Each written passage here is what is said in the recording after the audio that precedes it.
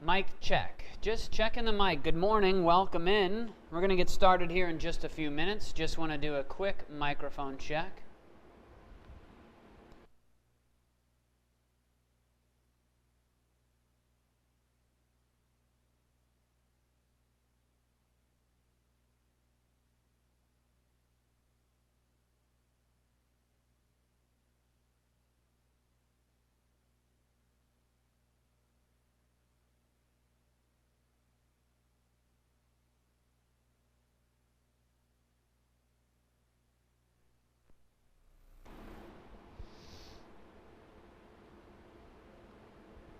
One last mic check. Mic check. Good morning. Good morning and welcome in.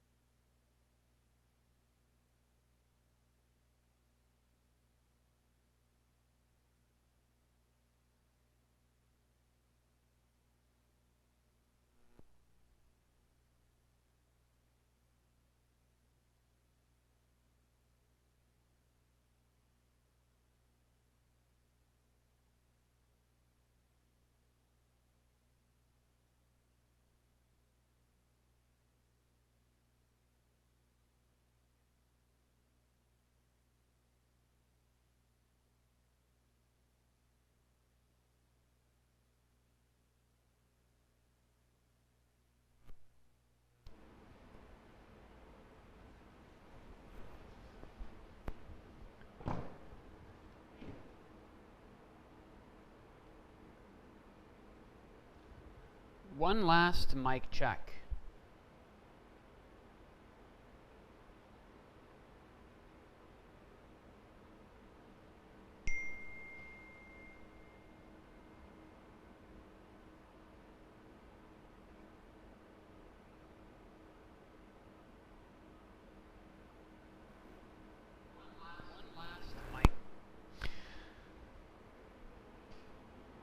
All right, good morning and welcome in. Thank you so much for joining us on this beautiful Wednesday morning. I am your host for today's affair, Corporate Chef Adam Klosterman with Apex Commercial Kitchen Company. We are thrilled and ecstatic that you are here to join us today for a little tour de Alto-Shaam. Today, just to give you a little rundown of what we're going for, I'm going to talk about some of the higher level aspects of some of the Alto-Shaam technology. More specifically, included in there, we're going to hit mainly on Combi technology and the Alto-Shaam vector technology as it relates to K through 12 food service. Welcome into our beautiful facility here in Minneapolis. Our brand new Curate is, as we call it. It is our beautiful brand new showroom that we, unfortunately, with the current crisis, can't host you all here in our building, but we are nonetheless excited to have you virtually. I know I mentioned it in the chat. However, if you'd like to ask questions, the best way to do so is to quickly sign up for a YouTube account if you don't have one already, and you can submit your questions as we go, and we can still kind of have that give and take type response and communication throughout the day.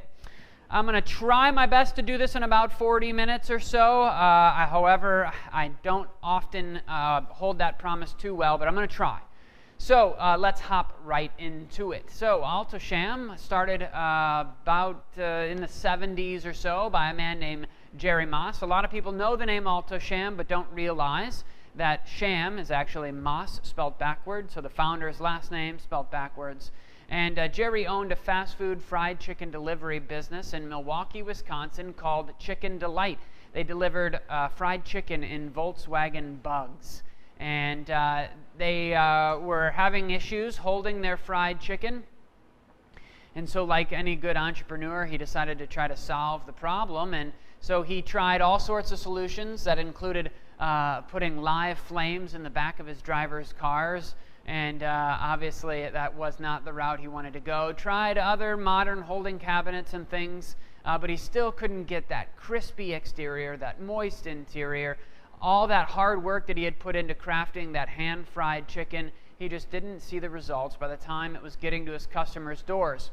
Legend has it that he was at a game at Lambeau Field. Actually, if you happen to watch the Packer game this past weekend, the broadcasters touched on it. There is some thermal radiant cabling that runs underneath the field at Lambeau, and what it does is on a frigid day, it keeps the field, they mentioned in the broadcast, around 45 to 50 degrees, so in relatively decent playing condition. And it's able to keep that grass warm and in good condition, but without killing it or burning it up. It's very gentle and radiant type heat. A light bulb went off in the 70s in Jerry's head and said, maybe I could use a similar technology.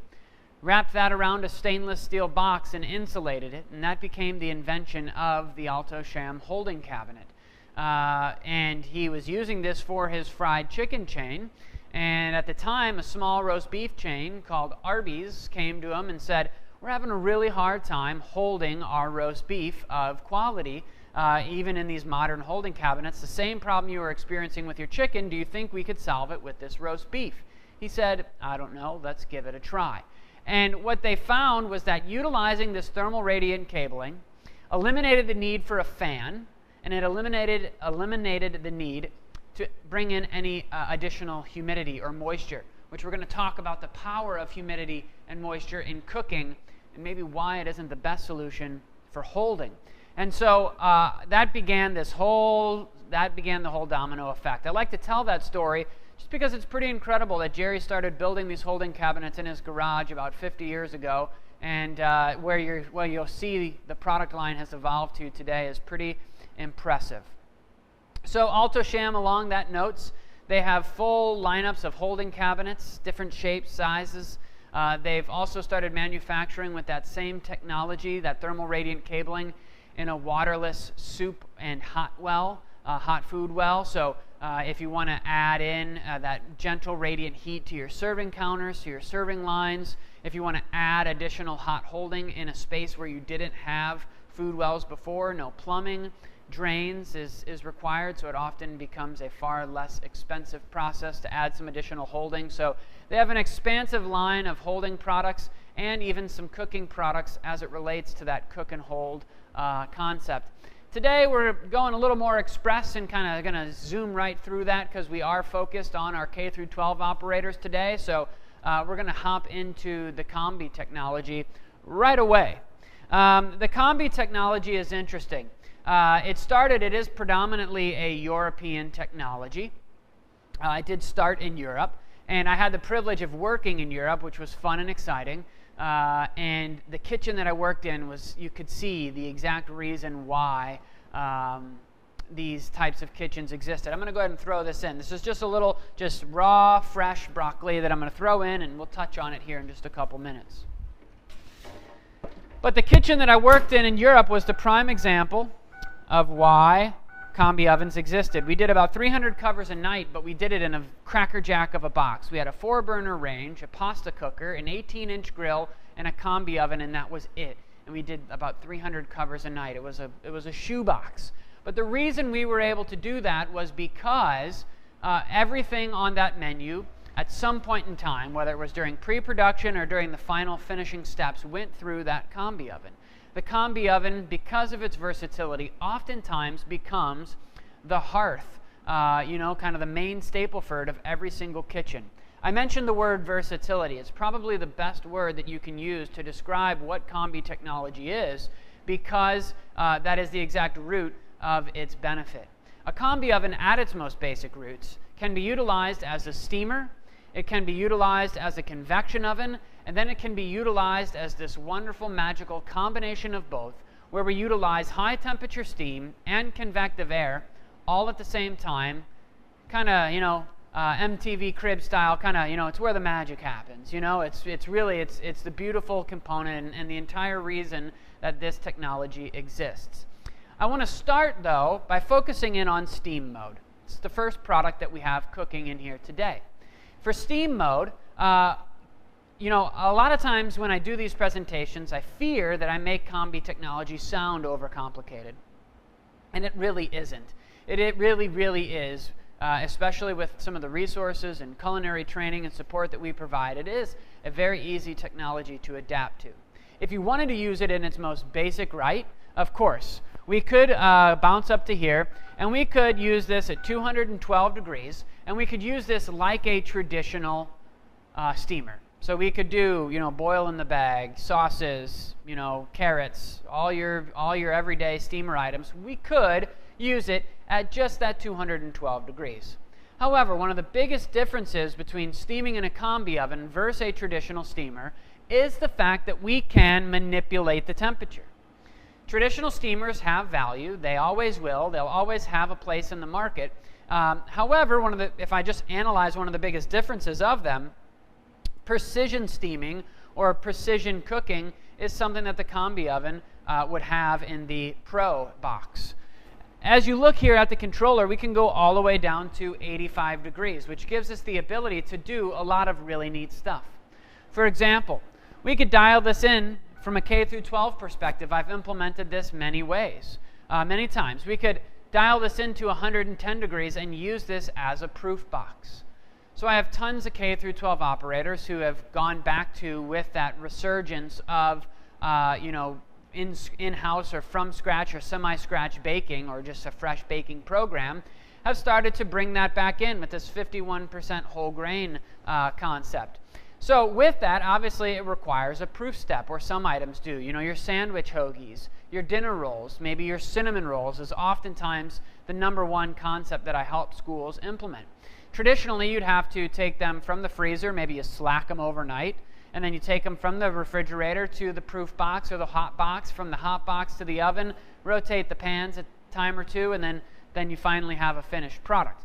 What this gives you the ability to do, in conjunction with the programmability of combi technology, is create multi-step cooking, where you can dial this into 110 degrees, then create a second step at 325 or 350 degrees, whatever your baking temperature might be, and create a seamless one-touch cooking application for your proof and bake items. So we could throw that in, hit cinnamon roll, they proof, roll over, automatically bake, and there you have it. People ask, the #1 question I always get is, how long does it take? It takes, traditional time, as it would in whatever your normal proofing methods might be. I just did some down in Iowa at a school, and we did them from frozen and from thawed. And I think from frozen, we proofed them for about 45 minutes. And then from thawed, I think we proofed them for about 25, and then they just took their normal baking time. So that school elected to just go from frozen. They didn't find the value in the extra time. They felt like they had the extra time to do it, so they elected to go with that. We created a button, and now every morning they can just come in, throw the cinnamon rolls in, press the cinnamon roll button, it proofs, bakes, and they have a finished product. Pretty neat stuff. We can go up a little hotter than that. I'm going to keep this relatively short, like the process that we're doing here today. We can dial this into 185 degrees. So 185 degrees, what is that going to be important for? We know and understand the most difficult aspect of steaming, right, are those green vegetables. Green beans, broccoli, peas, asparagus, if you guys go that crazy. And this is either from fresh or frozen, but how many times have you been rolling through your school or your line and you see that pale, mushy, maybe even borderline brown, mushy, broccoli? It doesn't have that scream, that bright, vibrant green color. doing this at a little bit lower of a temperature gives us the ability to keep that bright, vibrant green color, that al dente crunch. Could we do this if we want to keep it simple? You know, that phrase, you know, keep it simple, stupid. If we want to do that, we could do this broccoli at 212. But just doing it at a little bit lower of a temperature gives us a little bit gentler of an environment that allows us to hold product maybe a little bit longer. Right, in today's day and age, with the pandemic challenges that we've had to incur, maybe it's meal delivery, maybe you've had to social distance your cafeteria, so you've had more meal periods, so you've had to hold product for a longer period of time. This gives you the ability to hold those bright, vibrant green vegetables in that natural, bright, vibrant green state without having to compromise on quality or color. So it might just give you a little boost, a little extra hold time, or it might just look a little brighter, more vibrant and colorful in that pan. So let's take a peek at that broccoli real quick. I set the timer for 10 minutes. I'm just doing a small batch, so it might not have taken that long, so we'll take a quick peek. Yep, that's it right there. I'm going to crank this oven up so we can do some of our other products, and then I'm going to show you, build this anticipation here. Look at how bright and vibrant green this broccoli is. And we didn't do anything overly complicated at all, except use the ability, use the Combi technology to cook in a more gentler environment. So that's really at its basis, at its roots, what Combi technology is giving us the ability to do. It still has that bright, vibrant green color, that natural crunch, and you noticed that it didn't take a whole lot longer than it would have in a normal steamer. So I go into a school, I start talking about some of these concepts, and the staff, I see their eyes rolling, and I say, I know what you're going to say, right? Let's all say it together. We don't have enough time, right? That's always what I get. But let me tell you, doing it at this little bit lower of a temperature does not affect it. I could do, you know, a full-size hotel pan full of this broccoli, fresh or frozen, in under 12 minutes, 13 minutes. So maybe a minute or two longer at the very most. But the yield and the quality and the outcome is so much better than doing it in the traditional method. I feel like it warrants taking it for a little spin. Just some of the added benefits that cooking in Combi or steaming in Combi can have over some of the other stuff. All right. I do want to remind you, if you just joined us, you might have been a few minutes late, which is okay, that if you sign up for a YouTube account, it's very quick, very easy. You can use the chat function in the lower right-hand corner to ask any questions that you may have. All right, let's jump up and talk about combination mode. I always joke with people. Fortunately, there's been tons of other technology that has come out and about since then. However, I always joke with people and tell them that one of the only reasons I have a job as a corporate chef full-time with this firm is because of combination cooking. And as much of it is a joke, it really was a reality. When I started this job 8 years ago, I just saw my anniversary on LinkedIn, can't believe it. But when I started this job 8 years ago, what we found was that Combi technology had begun its resurgence, its renaissance, its modern resurgence. Because the Combi oven manufacturers finally figured out that how to make a reliable piece of equipment that people could, and especially in the institution business, who are reliant on heavy usage and heavy-duty usage of this equipment, they finally figured out how to make an oven that could withstand those high volumes. So now people have gravitated back towards this. And as we started to sell a bunch of these ovens to places all over the place, what we were finding is our sales team would do a demonstration like this, kind of before I came on board. We'd do a demonstration like this. They'd fall in love with it. They'd go to their site. They'd show, teach them how to push the buttons, and then they would leave. They'd follow back up with the decision maker, a month or so later and say, hey, gotta be loving this. That's my sales guy impression. You gotta be loving this thing, right? And then the director would say, well, my staff is kind of using it as a steamer and as a convection oven, and I had both of those technologies before. You sold me on this idea of combination cooking, and I really need my staff to know and understand that. So that's where they brought me on board, a dedicated resource to you and your staff to make sure that you know and understand how to utilize this technology to the fullest. So here, I want to walk you guys through a little explanation in my eyes of what combination cooking is and how you all can see it implemented in your operations every single day. So at its most basic roots, of course, combi technology is a combination of steam, but we're using this at much higher temperatures. So earlier I used that 212 degree temperature mark for just traditional steaming. In this oven, we can do steaming all the way up to 585 degrees, or 525 degrees, which gives us the ability to steam at really high temperatures, which is where what the difference is. Steaming in combination mode versus steam mode is a completely different type of steam. It acts, behaves, and cooks far different from any other type of steam. So a couple products that I have for you guys here to demonstrate that. I have some breaded chicken and French fries. I'm going to make a little Asian dish up. I am actually going to present some real food to you guys. Broccoli, we'll circle back later with like a little meatball and gravy dish that I'm going to prepare. So I have some meatballs that I made up, and then I have a grilled cheese sandwich. And the grilled cheese sandwich, for whatever reason, always tends to be the star of the show, and I'm going to explain why here in just 1 second after I pile all this food into the oven. So give me just a second here.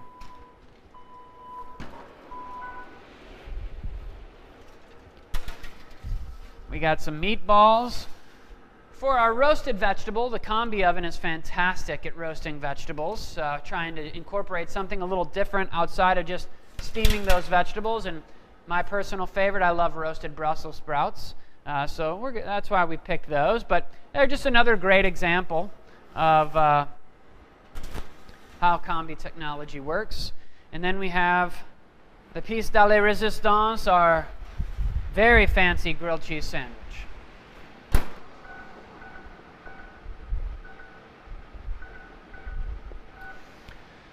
All right, so what is combi technology? We're going to use our grilled cheese sandwich as our vehicle to explain. I mentioned earlier, actually let's go back a little bit. If I were to task you all with cooking me a grilled cheese sandwich in nothing other than this oven right here, you would probably, and you've never heard of combi technology, your instincts would probably be, well, I'm not going to do it in steam mode, right? Steam would make a soggy, disgusting mess, right? 212 degrees. What is 212 degrees? The boiling point of water, right? You put a pot of boiling water on the stove, and right as it's about to boil, you have that steam and that vapor that comes off the top of the pot. It's that wet, moist steam. That type of steam does two things for you. Well, three things for you. I'm sorry. That type of steam, right? The pot of boiling water on the stove, it's that wet, moist steam. That type of steam would never make a grilled cheese sandwich crispy. It'd be soggy, disgusting mess, right? But once you get above 212 degrees, it turns into a completely different type of steam. It acts, behaves, and cooks completely different from that type of steam. This type of steam is the one that does basically three things for you. The analogy I like to use of this steam is of a sauna, right? You have the wooden room, the hot rocks, the pail of water. You ladle the water over the rocks and it becomes steam, but you don't see that steam. We're cooking at 400 degrees and 100% humidity. You guys might not be able to see it overly well. You're just going to have to trust me that there is no, water or humidity or anything flinging around the cavity that you can see, because we've energized that water into like a gaseous state. That type of steam is the thing that does the three things for us. The first and foremost, most important aspect of this is that it cooks about 30 to 60% faster than traditional cook methods, okay? So, especially in these tough times, especially when we're maybe limited on staff in a lot of areas, and especially when we want to cook a fresh and, high quality food product, cooking fast is ever important. I think on a lot of times, in a lot of instances, it's greatly and vastly improved over the last couple of years. But for a long time, K through 12 schools as operators, we got caught into this concept of cooking it as quickly and as early as we could so that we knew everything was done, and then relying on our holding boxes to just hold the food hot until all the kids were gone, right? Combi ovens, and the reason why we did that is because we had technology that didn't really give us a choice. When you looked at how long your French fries were going to take to cook per batch, how many batches you had to cook to feed the amount of students that you had, your only option was to start cooking those fries at 9 o'clock if you simply wanted to have enough product to service, right? The amount of students that you had. Cooking 30 to 60% faster can give you one of two options. It can either give you the ability to cook in a more a la carte sense. So you guys, as the directors of food service, always preaching to your staff, cook fresher, cook more a la carte, cook in batches. A lot of times, sometimes, depending on what technology they have or how they're using their technology, might not even be possible. Giving them the tools to succeed, to be able to cook in more batches, to have French fries coming out of the oven right onto the serving line and right into the kids' hands so that they're crispy and crunchy and fresh and good quality. That's the goal that we're all striving for. If you don't have the staffing or the capability to cook in batches all service long, it would at least give you the ability to cook 40 to 50% closer to service time, right? Because we can get that food out that much faster, limits the amount of time that the food is going to spend in the holding cabinet. The second thing that this does is give us a better quality product. Dry air is thirsty. Think of the way the atmosphere works outside. When there's a puddle on the ground when you go into work, you come out, the puddle's gone, because the atmosphere itself has taken a drink right out of that, right? So if we throw a meatball into a convection oven, it senses that moisture. So if you overcook that just in the slightest, it will pull all the moisture out of the product. If we can compensate for that by adding a little bit of humidity to the cavity, as we are now, then we don't need to worry about having any moisture or that coming out of the product in itself. So if we can add a little bit of humidity to the cavity, we're going to have higher quality product. Our meatballs are going to have higher yield, which means more moisture, which means they'll be juicier. Our burgers, they're going to hold up and stand up well and last longer in the heated merchandisers or the holding cabinets. If you were going to do like a pasta bake, like with some noodles and sauce and cheese, right? In a convection oven, sometimes you might see that it's all caked up and burnt onto the edges or dried up a little on the edges, and the edges aren't as good as the stuff in the center. Or the kids might say, the edge is burnt, give me the middle piece. So cooking gentler but faster. The third and final piece, and this is typically like like, what? You're crazy.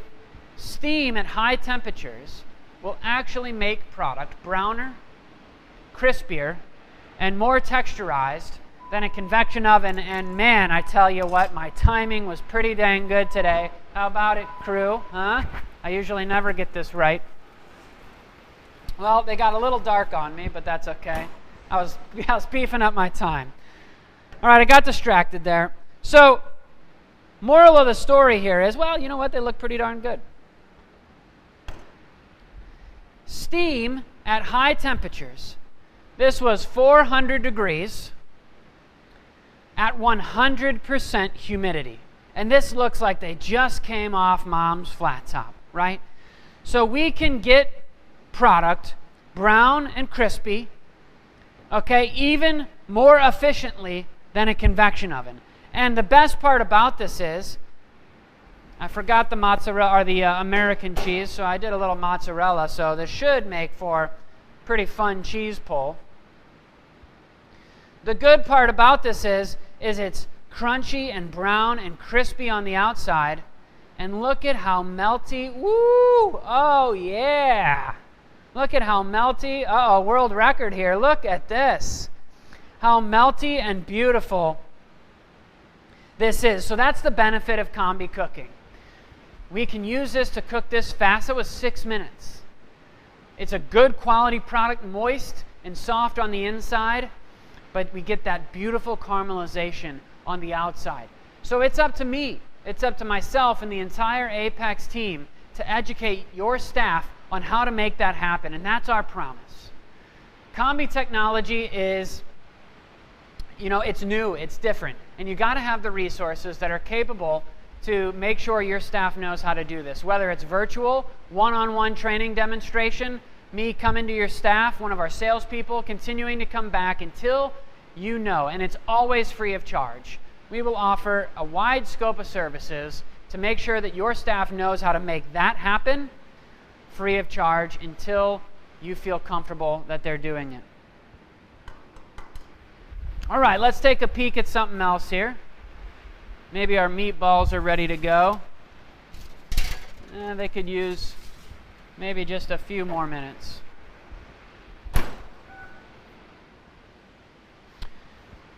Combi technology has evolved even past this. So I want to make sure that you guys feel comfortable with that basic concept. You're going to see a couple other examples that come out of the oven.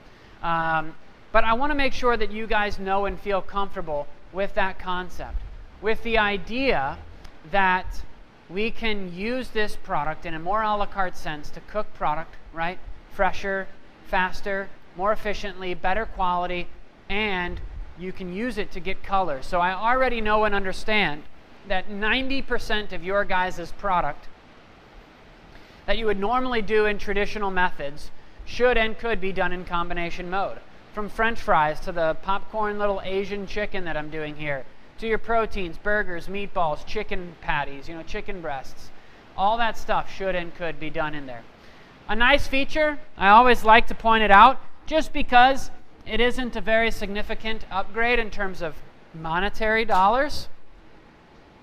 But combi ovens, along with this versatility of being able to steam, proof, bake, steam, precision steam, do our a la carte, breaded items, all of this stuff that we're talking about, it can also be a smoker.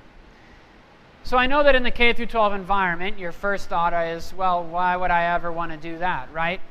We have schools who purchase this, so it's just this little box. You load it up with chips. You can see some of the fried ones that were in there from what I did earlier. And we can use it as a smoker. We have schools who will do overnight smoking of commodity pork shoulders and our pork roasts. I have them smoking turkeys. They're smoking garbanzo beans to make smoked hummus that the students just go bonkers over.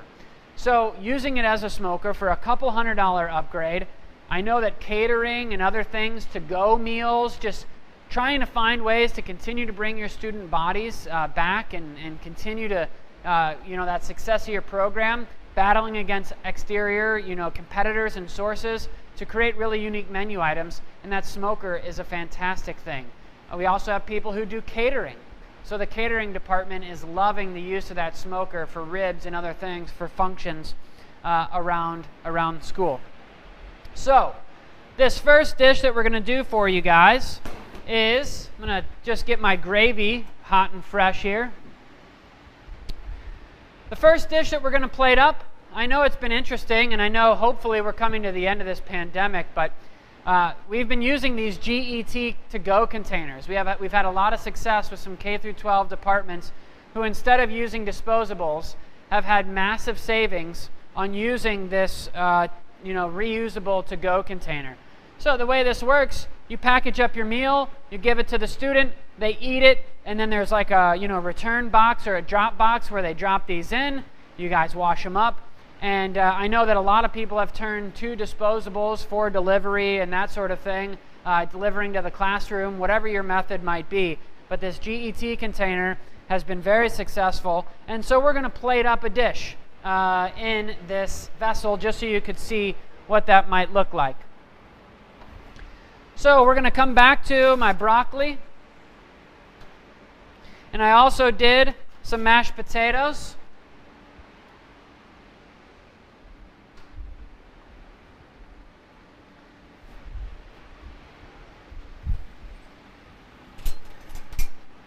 So, and then I just made a little homemade gravy because we got to make it fun, right? So, on the bottom of our dish, we're going to scoop some mashed potatoes. we're going to throw in some of our fresh broccoli on the bottom there. Need a little pop of color.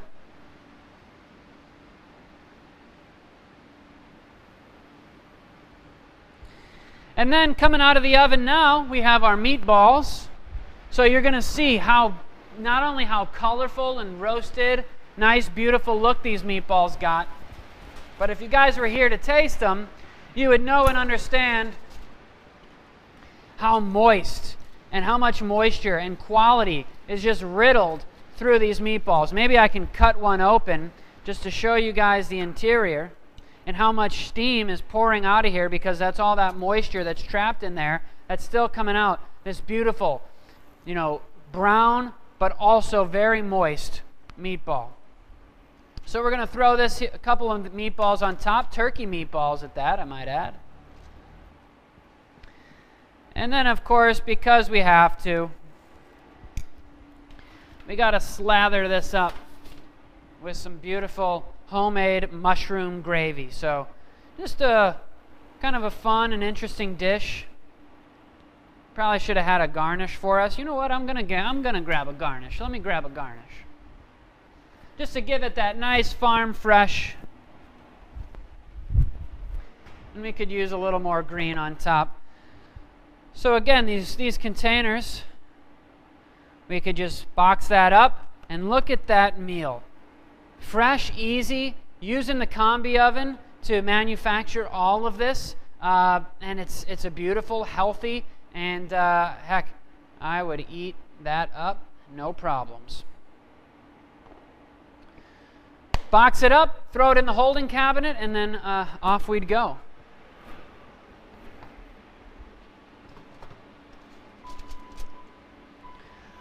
All right, looks like the next thing coming out of there, it's going to be our Brussels sprouts.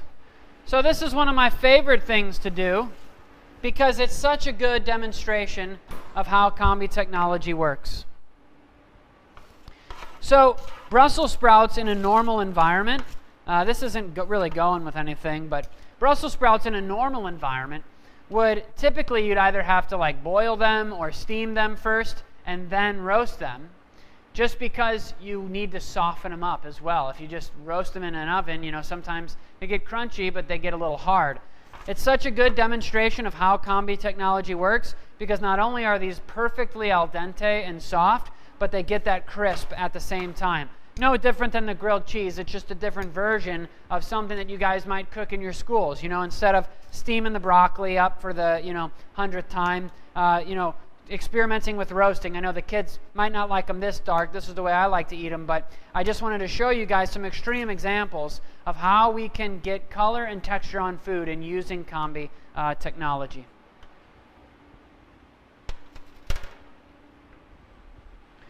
All right, we're going to let those fries go just a little bit longer, but we do have one more dish for you, and that's going to be this crispy chicken. So I don't know if you guys will be able to hear the noise, but how crispy this chicken is and how brown and colorful. So again, this is kind of like your ovenable fryer type product. But I wanted to show you guys how we could use combi. I got to get my sauce ready down here. How we could use combi technology just give me 1 second.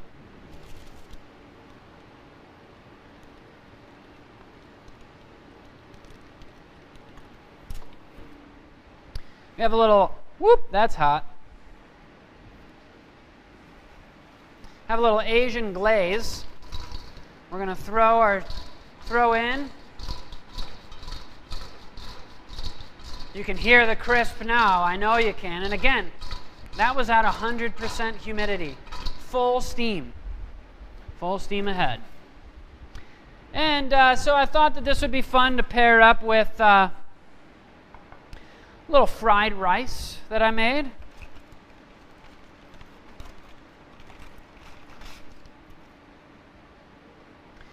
So have some veggies packed in there. Some edamame and some carrots, some seaweed. You know what I should do? This would be fun. Let's take a couple of these Brussels sprouts and just toss them in with the chicken. Get that sauce coated on there.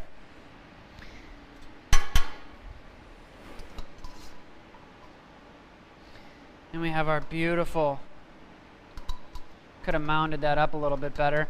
But again, we're trying to compete with those QSRs, right? The Panda Expresses, all the stuff that the kids love to eat these days, and trying to figure out how we can do it with the equipment that we have, right? Obviously, we don't have deep fryers anymore, so how can we make something that mimics and matches what the students love?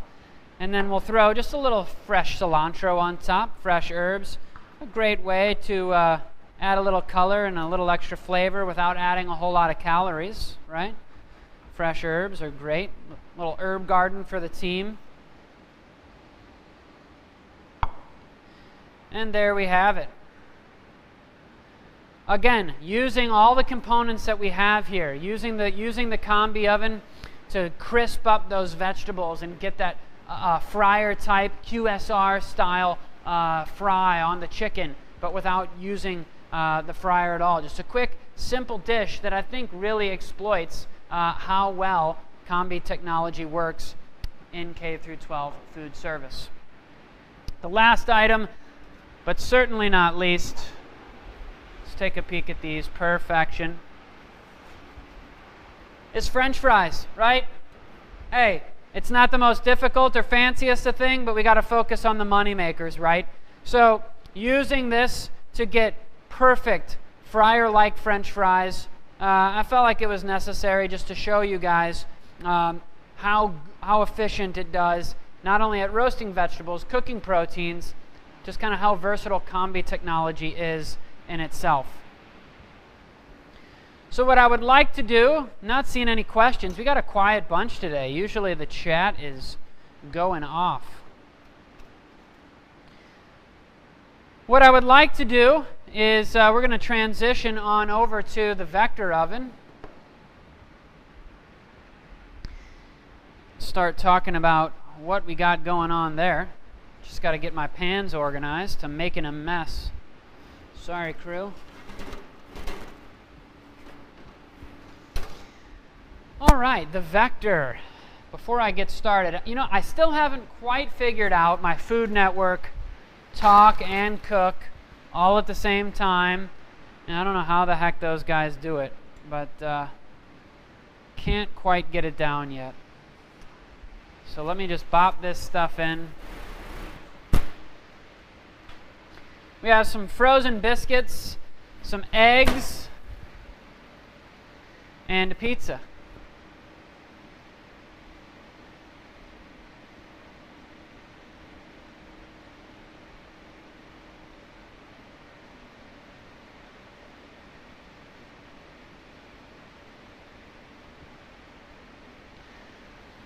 All right, what the heck is this fancy oven sitting back behind me? So the vector oven is a brand new piece of equipment. But I shouldn't say brand new anymore. It is fairly new. And by brand new, I mean it's a new category of oven. The vector oven in itself is about 4 years old, but nothing like it has ever existed before. Whenever I saw the vector oven for the first time, especially as it relates to K through 12 food service, I was like, what the heck? How does this even have a place? Where am I even going to sell this thing? And I think it's because when I first saw it for the first time, I was immediately trying to categorize it. I was trying to put it into a funnel. But what I realized is that vector technology was a funnel that didn't exist yet. It wasn't out there. It's brand new. So whenever I explain what the vector is, I like to explain what the vector is not. So there's 4 pieces of equipment that I like to talk about. The first one is a high-speed oven, which I have seen start to leak more into K through 12 service, kind of in like that coffee shop concept. It's the oven that a Starbucks might use to heat up your breakfast sandwich, like that kind of technology. And I think where the biggest issue, or kind of the biggest problem solver that I think the vector oven or some of these other technologies can solve in themselves, is obviously the use of like satellite kitchens or adding on to a kitchen that's small that you now have expanded, right? I feel like I see a lot of that in K through 12 schools. Either a school that never had a kitchen and you're cooking at one site, that satellite idea, and sending it to the other, or you have a school that was built in the 70s, 80s. It was much smaller at the time and it worked, but now the school has gotten bigger and now you have to find unique ways or solutions to continue to cook different food product. That's where people have started to go to some of this other technology like the speed oven. The speed oven, though, doesn't really have a big footprint or place in K through 12 cooking. The only reason I bring it up is because it is a ventless piece of equipment, so it does not require a hood, and it's a quick fire oven, so it cooks product very fast. The vector oven falls within that quick fire category, but unlike the complexity and the microwave usage of the speed oven technology, the vector oven is a little bit more simplistic and does not utilize the microwave technology. So for a K through 12 operation, this might be a better solution in terms of a ventless cooking solution. So you'll notice the vector oven is not sitting underneath our hood, right? So it does not require traditional ventilation, which gives you the ability. We've seen a ton of K through 12 schools. One district in particular of recent, I know in St. Louis, Missouri, has started to put one of these in every single one of their satellite kitchens. Because the French fries or the General Tso's chicken or those different items don't travel overly well, this gives you the ability to do it. Another big program in schools is pizza, right? So I know that I've seen in schools people doing more of that like a la carte pizza. Let's take a look at the pizza. Need a little pot holder here. So 2 items have already come out. That's how quick this is. Just for fun, because we're all adults here, I wanted to cook just a sunny side up egg, but we could have cracked the yolks, made this like a fried egg for like a breakfast program. I know I mentioned pizza programs in schools are huge. The reason why I wanted to bring this up is because I see in a lot of schools people have put in the past big wide conveyor ovens or like ovention ovens to do like kind of on the line a la carte pizza. This oven is a fantastic pizza. I'm going to bounce over here for just a second. And look at how beautiful that pizza was, and that's in about 3.5 minutes of cooking. So instead of that, a conveyor oven, that big long conveyor where you put the pizza in, comes out the other, or something like the ovention oven. Again, they have a big wide footprint. The vector oven is really a solution for this type of product because it has that thin, narrow footprint. 21 inches. So it's very, very narrow, which gives people the ability to cook this or put this in very unique places. The third and final piece of equipment I like to talk about is a convection oven, right? Relatively, or even a combi oven, relatively unchanged for their entire inception, right? It's one cavity, and you can set it to one temperature. The vector oven has these chambers. So I don't know how well you can see them from that camera, but this particular unit has 3 chambers. The vector oven has a 2, a 3, and a 4 chamber possibility. You can stack them up to 7 chambers tall, so 2 units within one 21-inch footprint. And each individual chamber can be set to a different temperature if you wanted. So my concept today is I'm making a breakfast sandwich. So I could see this in a satellite school breakfast program where we wanted to do sausage, eggs, biscuits, and then maybe some hash browns if we had a 4th deck. We could be, pounding out batches of little hash brown triangles, sausage, eggs, biscuits, and making up a breakfast program out of a very, very inexpensive small footprint oven without the use of ventilation. Because of the way that this air flows in these little chambers, we have 2 jet plates, right? One on the top and one on the bottom.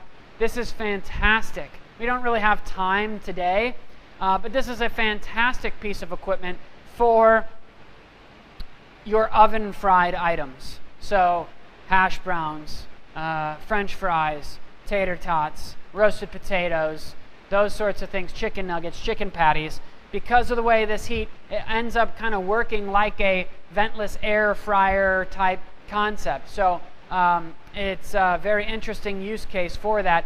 We've had people, we have them in these half-size units, but we also have them in a full-size unit. So we had a district in Kansas City that had a hood right behind their cook line, and they were using that exclusively for their a la carte items, kind of like we were talking about with the combi oven. But the benefit of this is they didn't have any water or drain connections underneath that hood. So they were able to put the Vector, full-size Vector, because it's not ventless, underneath the hood, so mimics the footprint of that combi oven we were working in before. Your 4 different chambers, and they were able to get cook times similar to the combi, about 30 to 60% faster than their rotating oven that was in the back, their bakery rotating oven that they were using before. And they were able to, 4 sheet trays at a time, deliver fresh, fried, their a la carte French fries, chicken patty sandwiches right to the serving lineup. So we've had a ton of use cases already in schools, looking to expand a la carte items, looking to better their food quality at their satellite kitchens. We've seen a ton of those. One of the great aspects of the Vector is that it too is also programmable. I don't know if there's a whole lot of play here, however, I see in the next 4 to 5 years, schools starting to adapt to the use of IoT technology. And by IoT technology, that means Wi-Fi connected.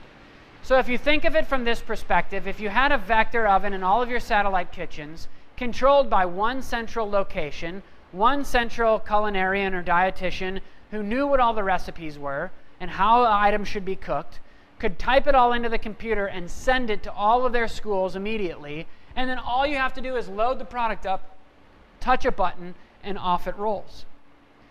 So I know and understand that as we continue to get savvier in all realms of food service, and we identify what are some ways that we can reallocate labor, or maybe we can trim our bottom line a little bit. Well, a lot of that would be making this as simple as possible so you can afford the cheapest labor possible and still get really high quality food. And I really see the future of K through 12 food service moving to this direction where it's controlled at a central location, all the food, all the recipes sent out to the school. The Vector oven is the first product line within the Alto-Shaam portfolio that is capable of doing that, and they're seeking to expand.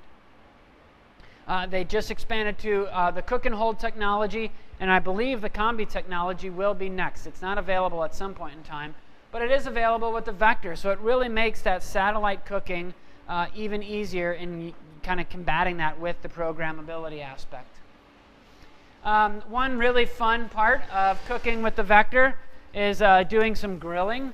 So I know that's become a little more popular in schools as well, like the panini or, in this case, a quesadilla.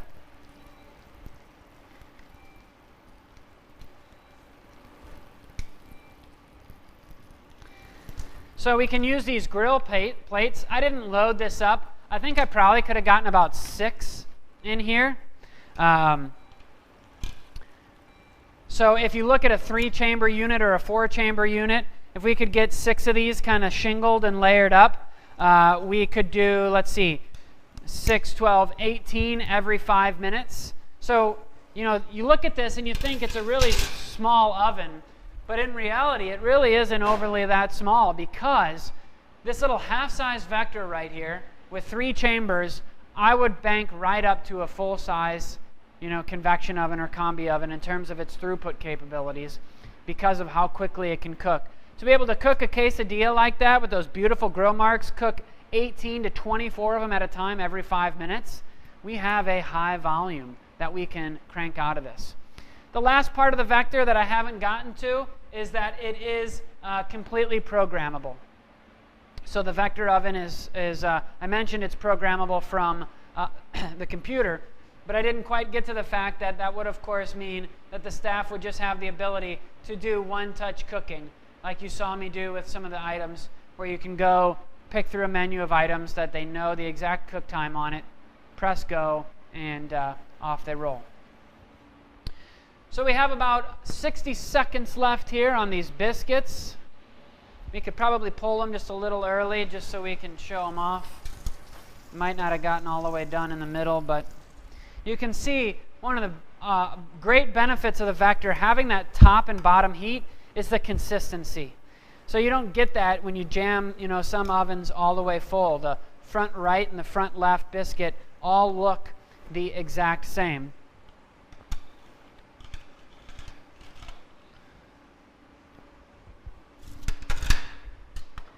So we have our biscuits. Our sausage is probably close to done.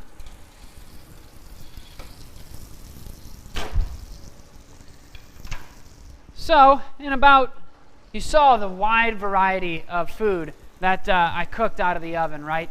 You saw pizza, biscuits, we could do hash browns, eggs, sausage, and that was all in about 12 minutes. So if we flip it back to the cam here, just to round up, we'll pop one of these biscuits open. You can see how fluffy it is. We'll throw one of our eggs down in on the bottom. Throw a little sausage on top. I don't know where my cheese went, but look at that grilled sausage. And we have ourselves a beautiful breakfast sandwich in a relatively quick time frame. Well, again, quiet bunch today. I'm not seeing any questions, but maybe you're a little camera shy. If you don't want to ask in front of the whole group, please do not hesitate to reach out to myself or anyone on the Apex team. We were thrilled to have you here today. I know how valuable time is, especially in today's day and age, so thank you so much for carving a little bit out to spend with me. I know I thoroughly enjoyed it. K through 12 schools is a passion of mine. I want to thank you all for the service that you've provided in serving our youth during these tough times. It does not go unthanked. You guys truly are frontline heroes. We thank you all, and we'll catch you next time. Thank you.